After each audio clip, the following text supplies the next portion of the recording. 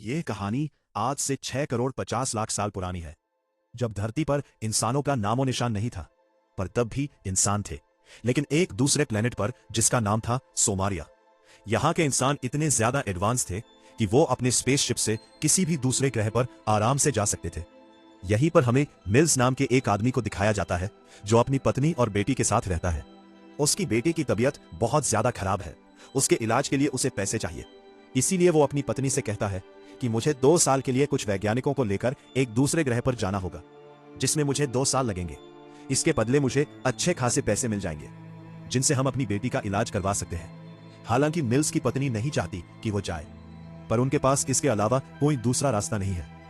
Bells अपनी पत्नी और बेटी को अलविदा कहकर अपने मिशन पर निकल जाता है। वो अंतरिक्ष की गहराइयों में होता है। उसका जो स्पेसशिप है वो ऑटो पायलट पर है, और तभी स्पेसशिप के सामने बहुत सारे एस्टेरॉइड्स आ जाते हैं, जो स्पेसशिप से टकराते हैं, जिससे स्पेसशिप में हलचल होना शुरू हो जाती है। मिल्स की नींद खुलती है। जल्दी से वो पायलट की सीट पर जाता है, पर अब उसका स्पेसशिप बहुत ज्यादा डैमेज हो चुका है। पास ही में उसे एक दूसरा प्लेनेट दिखता है, और अब मजबूरी में उसे अपने स्पेसशिप को वहां पर लैंड करना होगा। वो स्पेसशिप को उस प्लेनेट की तरफ ले जाता है, पर चट्टानों से टकराने की वजह से उसका स्पेसशिप 2 हिस्सों में टूट जाता है। एक हिस्सा बहुत दूर जाकर गिरता है।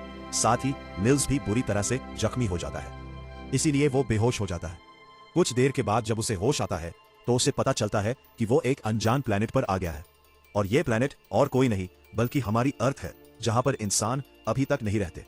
यहां सिर्फ बड़े बड़े क्रिएचर्स यानी कि डायनासोर्स रहते हैं।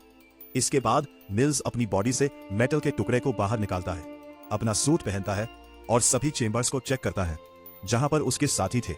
पर उसे पता चलता है कि उसके अलावा सब के सब मारे जा चुके हैं, यानी कि वो अकेला यहां पर फंस चुका है। मिल्स अपने स्पेसशिप से बाहर आता है।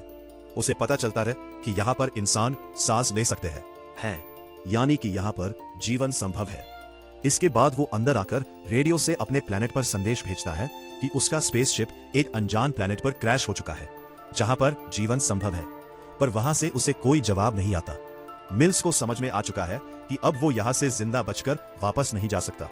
वो बहुत ज्यादा परेशान हो जाता है। वो अपनी जिंदगी का खात्मा करना चाहता है, पर तभी उसे अपनी बेटी का ख्याल आता है, जिसका वो इलाज करवाना चाहता है। इसीलिए वो अपना इरादा बदल देता है। जल्दी उसे पता चलता है कि पास ही में एक चैम्बर है, जिसके अंदर इंसान जिंदा है। वो स्पेसशिप से बाहर आकर उस चैम्बर को ढूंढना शुरू करता है। बहुत ढूंढने पर उसे चैम्बर मिल जाता है। जब वो चैम्बर को खोलता है, तो उसके अंदर एक छोटी लड़की होती है, जिसका नाम कोआ है। वो कोआ को स्पेसशिप के अंदर ले आता है, और अब मिल्स तय करता है कि स्पेसशिप के दूसरे हिस्से को वो किसी भी कीमत पर ढूंढेगा, क्योंकि उसके अंदर स्पेस शटल है, जिससे वो यहाँ से निकल सकता है और वापस अपने प्लेनेट पर जा सकता है। और इनके स्पेसशिप में बहुत ज्यादा खराबी आ चुकी है। वो पूरी तरह से डैमेज हो चुका है। इसीलिए इन्हें पता नहीं चलता कि इस वक्त स्पेसशिप का दूसरा हिस्सा कहां पर है, यानी कि इन्हें खुद से अंदाजे से स्पेसशिप के उस दूसरे हिस्से को ढूंढना होगा। इसलिए वो अकेला ही स्पेसशिप के दूसरे हिस्से को ढूंढने के लिए अपने स्पेसशिप से निकल जाता है। कुछ ही दूर जाने के बाद उसे एक बहुत बड़े जानवर का स्केलेटन दिखता है। वो समझ जाता है कि इस प्लेनेट पर बड़े बड़े जानवर हैं। वो किसी भी पल उसे अपनी खुराक बना सकते हैं। और अब उसे दूर एक दूसरे पहाड़ पर कुछ चमकता हुआ नजर आता है। वो अपने एडवांस डिवाइस से उसे चेक करता है। उसे पता चलता है कि स्पेसशिप का जो दूसरा हिस्सा है वो सामने वाले पहाड़ पर है, जो यहां से 15 किलोमीटर है दूर है। मिल्स देखता है कि आगे बहुत गहरी खाई है, और तभी एक डायनासोर का छोटा सा बच्चा उसके ऊपर हमला कर देता है। मिल्स उसे मार देता है, और अब जब वो स्पेसशिप की तरफ वापस जा रहा होता है, तभी झाड़ियों के पीछे से उसे आवाज आती है। जब वो झाड़ियां हटाता है, तो वहां पर वही बच्ची होती है जिसका नाम कोआ है, जिसे रात को उसने चेंबर के अंदर से निकाला था। दरअसल वो मिल्स से डर रही होती है। वो मिल्स को देखकर भागना शुरू कर देती है। मिल्स उसका पीछा करता है। भागते भागते ये दोनों एक जगह गिर जाते हैं, जहां पर एक बहुत बड़े डायनासोर की डेड बॉडी होती है। और तभी इन्हें डायनासोर की आवाज आती है, जिसके बाद ये दोनों के दोनों वापस स्पेसशिप में आ जाते हैं। वो कोवा के जख्मों पर बैंडेज लगाता है और उसे बताता है कि हमें यहां से 15 किलोमीटर दूर जाना होगा, जहां पर स्पेस शटल है। स्पेस शटल की मदद से हम अपने ग्रह वापस जा सकते हैं। और कोवा को मिल्स की भाषा समझ में नहीं आती, इसीलिए वो उसे ड्रॉ करके बताता है कि हमें यहां से 15 किलोमीटर दूर जाना होगा। स्पेस शिप के दूसरे हिस्से तक जाना होगा, जहां पर स्पेस शटल है, जिससे हम वापस अपने ग्रह जा सकते हैं। पर कोवा उसे समझाती है कि मैं अपने मॉम डैड के बिना यहां से नहीं जा सकती। मिल्स को झूठ बोलना पड़ता है कि तुम्हारे मॉम डैड शिप के उसी दूसरे हिस्से पर है, जबकि वह जानता है कि शिप में इन दोनों के अलावा कोई नहीं बचा। कोवा मिल्स की बात मान जाती है।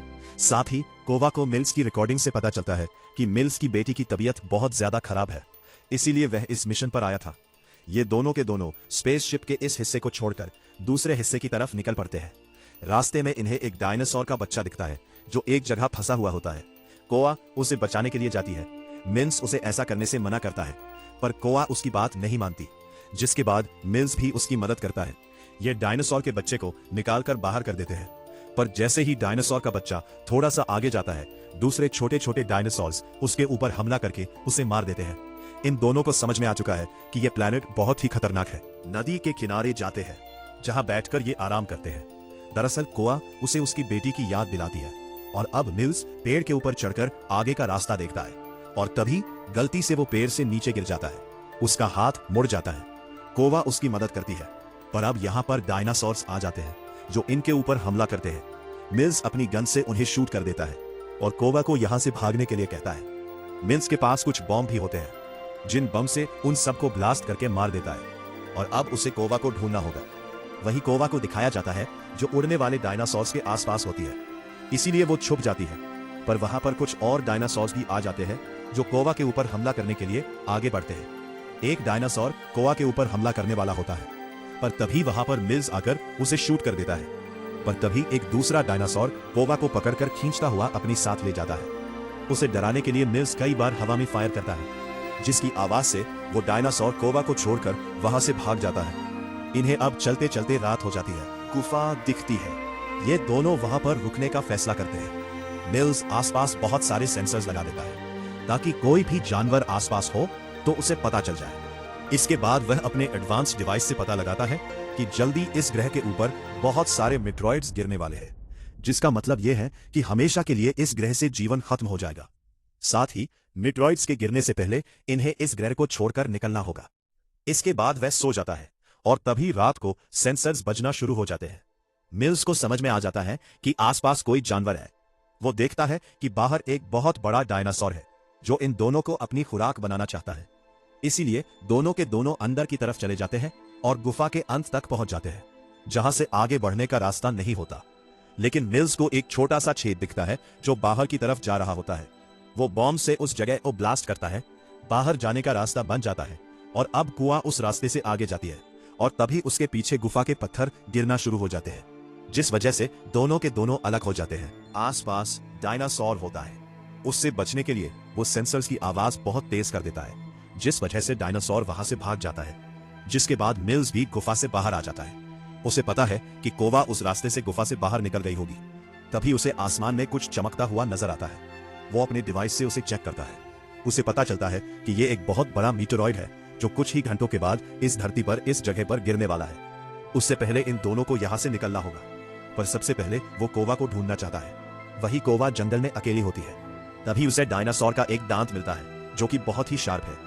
वो उसे अपने पास हथियार के तौर पर रख लेती है। वो उस दांत पर जहरीली बेरीज का रस लगा देती है ताकि अगर वो किसी के ऊपर हमला करे तो वो मारा जाए। तभी उसके पीछे एक डायनासोर पड़ जाता है।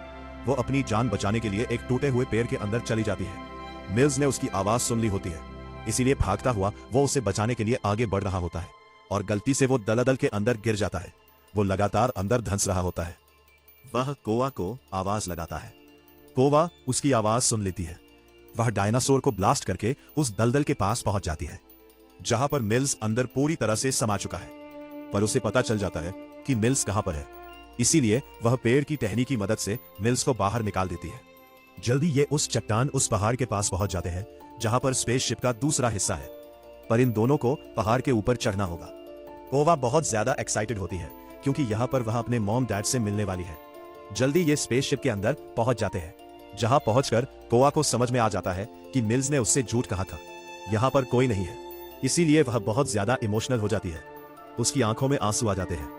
मिल्स उसके पास आता है और उसे बताता है कि स्पेसशिप में तुम्हारे और मेरे अलावा कोई नहीं बचा। वो उसे यह भी बताता है कि जब मैं स्पेसशिप में था तभी मेरी बेटी की मृत्यु हो गई थी।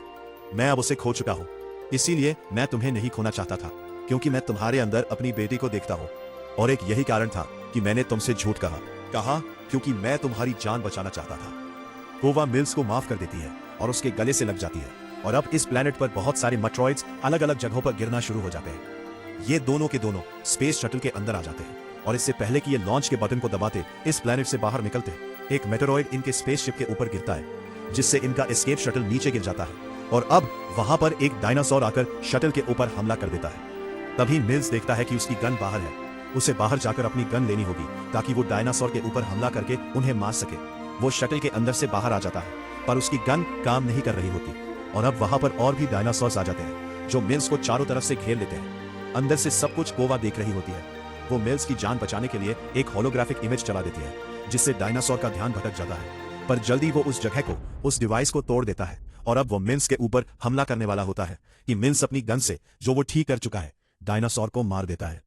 वहीं दूसरा डायनासोर शटल के ऊपर हमला कर रहा होता है, और मिल्स उसके ऊपर कई सारी गोलियां चलाता है, जिससे वह भी मारा जाता है। मिल्स की गन की गोलियां खत्म हो चुकी है। उसे लगता है कि सब कुछ ठीक हो चुका है, वो यहां से निकल जाएंगे, पर यहां पर वो खतरनाक डायनासोर आ जाता है, जिसने पहले भी गुफा के अंदर इन दोनों के ऊपर हमला किया था।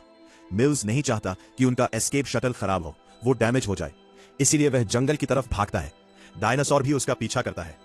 मिल्स जानबूझकर उसे उस जगह पर ले आता है जहां पर जमीन के नीचे बड़े बड़े वॉल्केनोस हैं, जहां पर गर्म पानी के फव्वारे होते हैं, और जब डायनासोर उसकी तरफ आगे बढ़ता है तो वह एक वॉल्केनो के ऊपर आ जाता है, और जब वॉल्केनो का प्रेशर उसकी वजह से बंद होता है तो वह ब्लास्ट हो जाता है, पर डायनासोर को इससे कुछ नहीं होता। और अब मिल्स डायनासोर के बिल्कुल सामने है। वो उसे अपनी खुराक बनाने वाला होता है कि तभी कोआ भागते हुए उसी डायनासोर के दांत से, जिस पर उसने बेरीज लगाई थी जो कि जहरीली थी, उसकी आंख पर हमला कर देती है, जिससे डायनासोर को एक आंख से दिखना बंद हो जाता है, अपना कंट्रोल खो देता है, और एक दूसरे वोल्केनो के ऊपर आ जाता है, जो कि एक बहुत बड़ा वोल्केनो है। और इस बार जब ब्लास्ट होता है तो वो डायनासोर मारा जाता है। इसके बाद ये दोनों जल्दी से अपने शटल पर वापस आ जाते हैं, और जैसे ही ये इस प्लेनेट को छोड़ते हैं, वो बड़ा वाला मेटॉइड प्लेनेट से टकरा जाता है। इससे इतना बड़ा धमाका होता है कि पूरा प्लेनेट धुएं के बादल से ढक जाता है। जितने भी डायनासोर्स होते हैं वो सब के सब मारे जाते हैं, पर मिल्स और कोआ की जान बच चुकी है। ये दोनों अपने घर, अपने प्लेनेट वापस जा रहे हैं। कहानी के अंत में हमें दिखाया जाता है कि अर्थ उस मीटेड के टकराने के कई साल बाद पूरी तरह से ठंडी हो गई, जिससे आइस एज की शुरुआत हुई, और इसी के साथ ये फिल्म, ये कहानी यहीं पर खत्म हो जाती है। उम्मीद करते हैं कि ये कहानी आपको पसंद आई होगी।